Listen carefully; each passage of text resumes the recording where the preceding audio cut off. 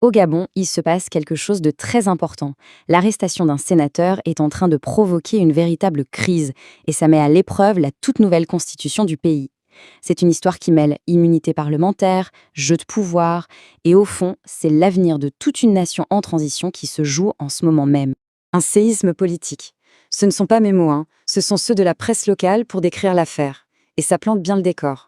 On ne parle pas d'un petit fait divers, non. On parle d'une véritable secousse qui est en train d'ébranler les fondations du pouvoir à Libreville.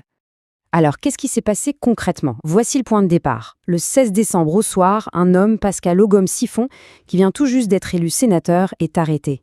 Et pas par n'importe qui, par les services de contre-espionnage militaire. Ce n'est donc pas une arrestation banale, c'est un acte qui met le feu aux poudres institutionnelles.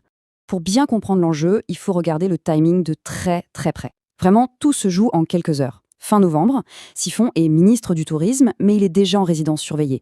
Le 16 décembre au matin, il démissionne de son poste de ministre pour pouvoir devenir sénateur. Et là, coup de théâtre, le soir même, quelques heures à peine après sa démission, il est arrêté. Le piège se referme juste avant l'installation officielle du Sénat, prévue 2 jours plus tard. C'est dans ce tout petit intervalle que se trouve le nœud de tout le problème. Et là, forcément, la question que tout le monde se pose, elle est simple. Mais attendez, un sénateur, ça a une immunité parlementaire, non? Il n'est pas censé être protégé?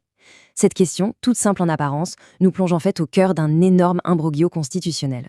Alors, pour y répondre, il faut qu'on se penche sur un principe absolument clé de la nouvelle constitution gabonaise. On pourrait l'appeler la règle des 2 chapeaux. C'est le principe de l'incompatibilité des mandats. L'incompatibilité des mandats, qu'est-ce que ça veut dire? En fait, c'est tout simple. Ça veut dire qu'on ne peut pas être à la fois membre du gouvernement, celui qui applique les lois, et membre du Parlement, celui qui vote les lois. C'est vraiment la base de la séparation des pouvoirs, un pilier de la démocratie pour éviter qu'une seule personne ou qu'un seul groupe ait trop de pouvoir. On a donc bien d'un côté le pouvoir exécutif, le gouvernement, qui administre, qui gouverne, et de l'autre le pouvoir législatif, le Parlement, qui représente le peuple et qui est censé contrôler le gouvernement. L'idée de la règle des 2 chapeaux, c'est justement ça. On ne peut pas porter les deux en même temps, parce qu'on ne peut pas être à la fois le contrôleur et le contrôlé. C'est la base de l'équilibre. Et attention, ce n'est pas juste une belle idée en l'air. C'est écrit noir sur blanc, gravé dans le marbre de la toute nouvelle Constitution de 2024. L'article 73 est on ne peut plus clair.